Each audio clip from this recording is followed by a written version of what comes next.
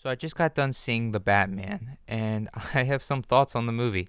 Spoilers and no spoilers ahead. We're going to start off with the no spoilers first, and then we'll jump into spoilers.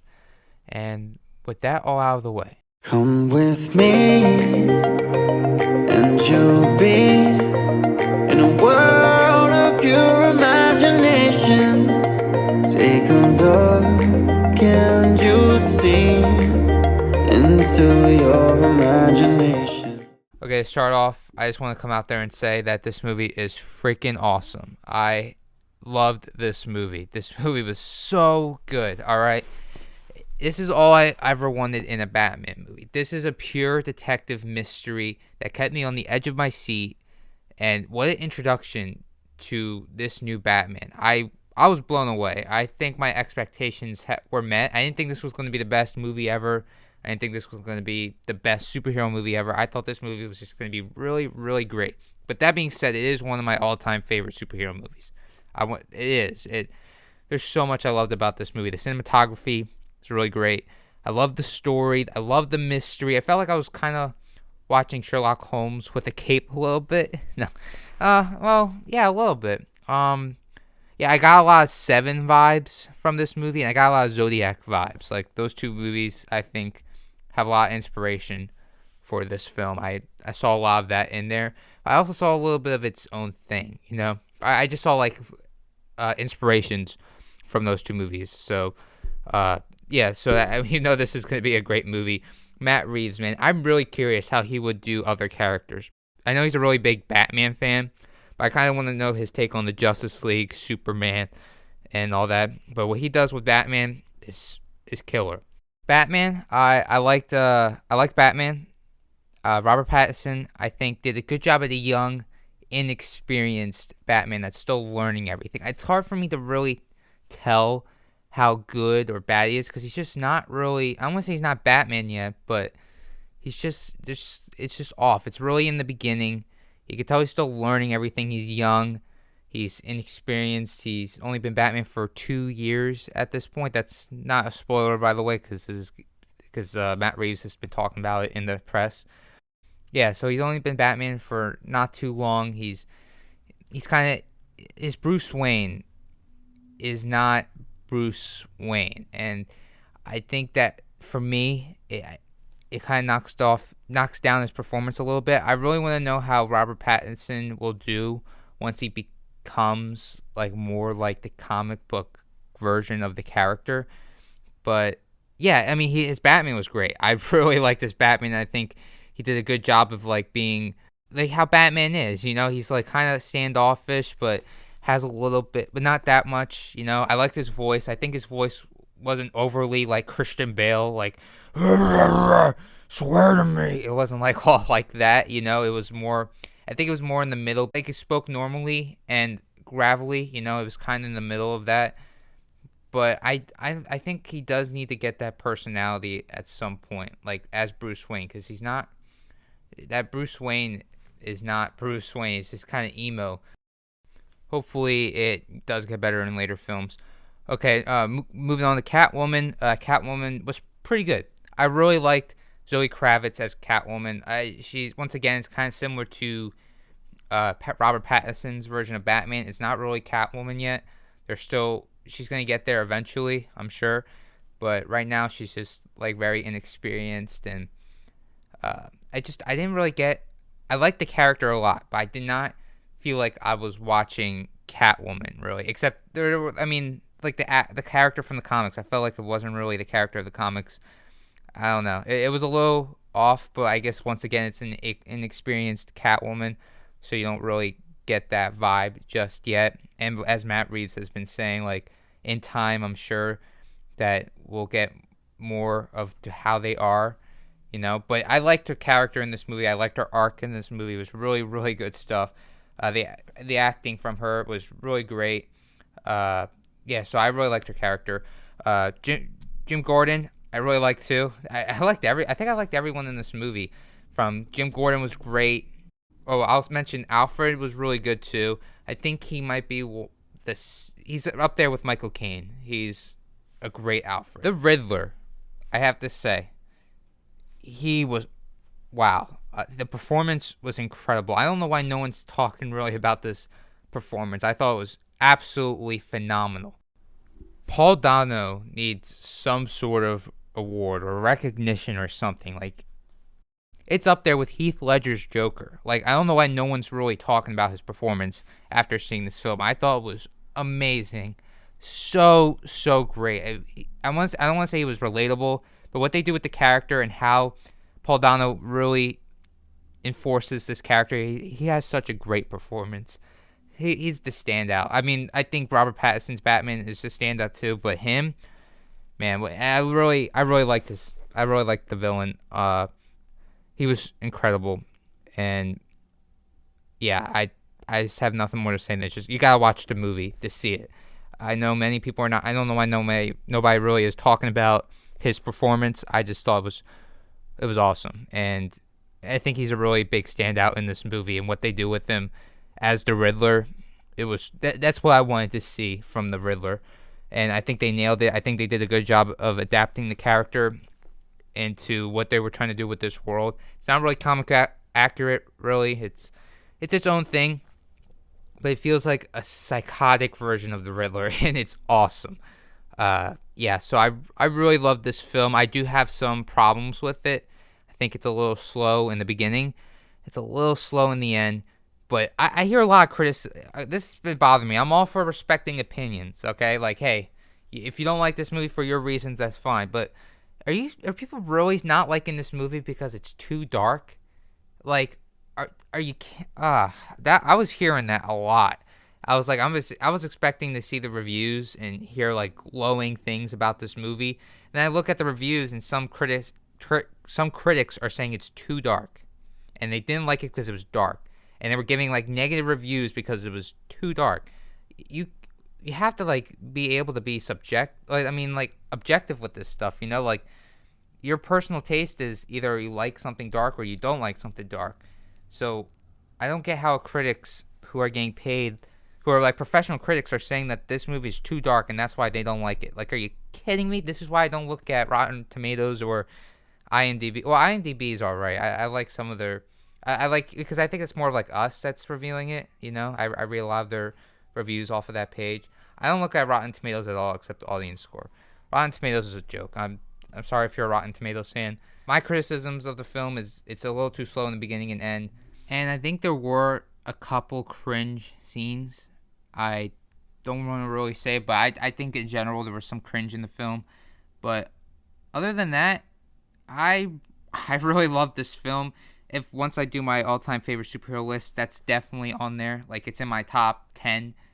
That's for sure. And this film was really, really good. Like, really it hit all my expectations. I thought it might have blown past my expectations after seeing it, but no, it was like right about where I think it was going to be, and it nailed it. And it was a great detective mystery thriller. All of it. This is Batman. This is what I wanted to see from a Batman film for such a long time. I know The Dark Knight kind of dived a little bit into the detective stuff, but I love detective films. I love Batman in the comics, and the fact that it took, how many years has Batman been making movies? Since the 40s? It's taken almost 100 years to finally get a Batman movie where they dive completely into the mystery aspect of the character, and this was a great, great mystery. I was intrigued all the way through. They set up this movie. They set up this universe. You know, this film was a big building world movie. You know, they were crafting the world of the Batman of this universe. We're gonna get some spin-offs too. They've announced about, I think, GCPD and the Penguin. Oh, I didn't even mention the Penguin. The Penguin was pretty good. He was just kind of there. You know, he was kind of a side character. He's not really the Penguin yet either. You know. And yeah, I'm interested to see what they're gonna do with that character in future films. But in here, he was just all right. But yeah, with that being said, I'm gonna give this film a 92%. Such a great movie. Now we're gonna be moving on to spoilers. So if you have not seen the film, I recommend leaving now. I recommend leaving now, and we're gonna be heading into spoilers in 3, 2, 1. All right, here we go. I have to say this film, there's so many twists in the film that I liked. The stuff with Thomas Wayne and and Catwoman's father being Falcone, and yeah, it was just a lot of twists I did not see coming. I saw the Thomas Wayne being a bad guy. I think it kind of hinted at it throughout the trailer, like Thomas Wayne wasn't this perfect guy. But what I really liked, I gotta say, I really liked what this film did was they said, like, they made him yes, he did something bad, but this one bad thing did not make him a bad person. It was just it was a weak moment in his life, and he made a mistake, and he did it to protect his family, and he wasn't like made out to be like this horrible man, like, oh, how could he do this? It's like, no, like, you kind of understand what he did, and it was wrong, and he didn't realize he was going to actually kill him. He didn't realize that Tom Falcone was actually going to kill that journalism guy. You know, so I like that they kind of like made it was like a gray. Life isn't black and white; it's gray. And what Thomas Wayne did was such a gray, like, it was a gray area. Was it good? Was it bad? It's all up to your morals. And for Bruce's morals, it wasn't good because he always thought that his dad was this Boy Scout, but no, he made a mistake, and he had to live with it. So I really like the stuff what they did with Thomas Wayne and how he wasn't like this horrible person, because I thought this movie was just going to crap on Thomas Wayne, but no, like what Alfred said, Thomas Wayne is a good man, but he made a mistake. We're human, we make mistakes. No one's picture clean perfect, that's for sure. The Riddler, I want to dive into him a little bit because I loved his performance in this movie. I have to say that his backstory was sad. I feel like this guy just had like a mental breakdown. This was like one bad day, but he's really smart. He had a tough childhood, and he's a really smart guy who just had this mental breakdown and realized, hey, let me go on an insane spree. And he thought like maybe the Batman would help him. He needed guidance, and he didn't have guidance. And he was kind of like saying how he was an orphan, like this, he was really an orphan, and he was insane, by the end. It's not like he's a smart guy. No, he's an insane person who is smart, but at the same time not that smart. I don't think he was ever meant to be someone that's like this calculating super mastermind villain. He's just he's a psychopath who had a tough childhood that kind of made him out to be this way, and that doesn't excuse for what he's doing, but it just, you kind of feel bad. It looks like he's going to be in the sequel. Speaking of another villain that's in this movie, the Joker, I guess, because I think once again the Joker in this universe is not really the Joker yet, according to Matt Reeves. And I was just looking at a couple of interviews. Apparently he was cut out of there's more scenes with him, and he was cut out of the movie. It looks like Batman already had his Joker moments, so we're not really getting introduced. This is the first time we're seeing the Joker. It seems like Batman's already run into the Joker, maybe as the Red Hood, and he knocked him into that acid that messed up his face. I didn't really get a good look at him. I do know who the actor is. I've seen him in the movie Eternals. I don't know about this. I mean, I feel like him being the Joker is the same feeling I had about hearing Robert Pattinson as the Batman. And I don't know. But Robert Pattinson is a good Batman, so I'm sure this guy could be a good Joker. He just didn't sound like the Joker at all. Maybe, I guess in time, he's going to become like the Joker, but it was interesting. That's for sure. I am glad that we're getting a Joker. I know people are saying, I'm so sick and tired of the Joker. We haven't even gotten to the Killing Joke. I want to see the Killing Joke in live action. And when we get to that story, then I'll be like, okay, we don't need the Joker anymore. But we haven't even reached the Killing Joke yet. We haven't even reached Under the Red Hood yet. In live action movies, Titans did not do Under the Red Hood good at all. That season 3 was trash. I wanted to do a review on season 3, but by the time I finished watching it, because it took me so long to watch season 3 of Titans, I was just like, no, I just don't care. That was horrible. But yeah, we need a live action Under the Red Hood story, and we need a live action the Killing Joke before I'm done with Joker stuff. You know what I mean? Like, we're finally getting a Batman detective movie. People are saying I'm sick and tired of Batman. I'm not. We haven't even gotten to his good stuff yet. You know, we touched upon Dark Knight Returns. We touched upon the Long Halloween a little bit in this film, and I got some Court of Owl vibes, tiny bit, I believe. I'm not really sure. I don't remember. I felt like I had like a little. I had like little hints of it. You know, I saw the Hush reference too. I don't know if anyone saw that. There was like Hush. I think it was a reference to Batman Hush storyline. I still want to see that storyline in live action at some point too. There's still so much they need to do with the character. It sounds like the Joker and the Riddler could be the villain of the next movie, or possibly not, according to Matt Reeves. I hope so. I hope he is the villain of the Batman 2. I'm so excited for the next movie. By the way, I don't think anyone realizes, but the Riddler kind of won. You know, he killed all those guys, and he flooded the city. Well, he didn't flood it all the way completely to the ground, but he got everything he wanted except the Batman joining his side. You know, I think he always thought that he was on his side, but they work in a way kind of working together, because I mean, everything the Batman did, Riddler did consequence, you know, blah blah blah. But the Riddler did win, but in the end, I really liked the message in the end of the film. Even though I felt like the ending was kind of slow, I did like the ending where they kind of made Batman into a positive figure. Batman isn't someone that just brings fear into people. He brings the fear into criminals, but he also brings the hope into Gotham, you know, and I loved that message. I felt like that message resonated me as much as the message in The Dark Knight, where that ending scene, I feel like both messages were great. But I think the ending of the Batman did drag a little bit, and it was a little slow, a little bit too much of a over amount of dialogue. It was a little too much. But yeah, I think it was good. I like that part that they made him a hero. Oh, the action scenes, I didn't even touch upon the action scenes. The action scenes were pretty good. I like the ending. Yo, the ending was fire. The one scene that like has stuck into my mind is when he sticks himself with adrenaline and he just goes berserk. I just loved that scene so much. And the relationship, oh, by the way, the relationship between the Batman and Catwoman, I liked a lot. I think they have great chemistry. I'm guessing they're going to play on that will they, won't they vibe throughout this set of movies. I think they're doing three movies.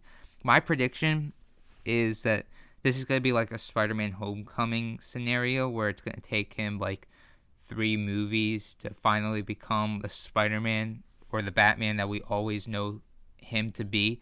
You know, I think this is what this trilogy is going to be. And then I'm hoping Robert Pattinson will stay on, but I think then they're going to recast him years down the line as an older Batman. That's what I think they're going to do. I know Robert Pattinson might not want to do this that long because he doesn't seem the kind of guy that likes doing these big blockbuster type of movies.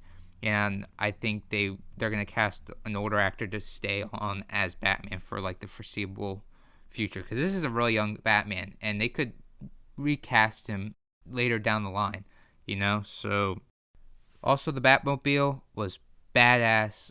That scene was freaking awesome as well. I think it was one of the best scenes in the movie. The fight scenes, like I said, they were pretty good, but the Batmobile, that was really memorable stuff. So I personally really love this movie. I'm so far hearing a lot of positive things about the film, and yeah, I can't wait till the sequel, that's for sure. So in the upcoming days, I'll probably be doing a ranking of every single Batman movie, and then at some point I'll do a ranking of every single Batman actor. I think we all know that the Batmans could be ranked pretty high on my list, that's for sure. But I'm hearing a lot of positive things. I am still kind of annoyed with the negative things I'm hearing about the film, with it being too dark. Once again, you do you. You can have that opinion. I think it bothers me more that professional critics who do this for a living are saying that the reason why this movie is bad is because it's too dark. I just think that's just dumb, especially if you're a professional critic, you know? Like, criticize the writing, criticize the pacing, because I could agree with all that. You know, the pacing does have some problems, but you're criticizing the choice that the movie made. And I saw a lot of that with the Joker too. When the Joker came out and a lot of people were saying this movie's gonna turn them into a psycho. Like, that's not criticism. Judge the movie based off of the movie as is. Stop worrying about all this behind the scenes crap. I'm tired of all these people doing that. I'm just trying to see a movie here. And I don't listen to Rotten Tomatoes.